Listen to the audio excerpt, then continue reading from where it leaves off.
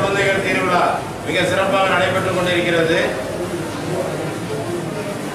மாணவ செல்வங்களுக்கு எனது காலை வணக்கம் தெரிவித்துக் கொள்கின்றேன். நிறைய இளவிஞ்ஞானி ஒவ்வொரு புள்ளிகளிலும்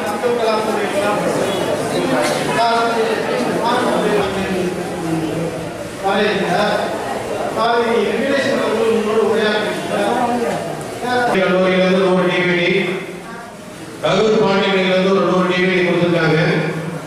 சங்கரையா அவர்கள் தலைமையில் வளர்மான அன்புடன் கேட்டுக் கொள்கிறேன்.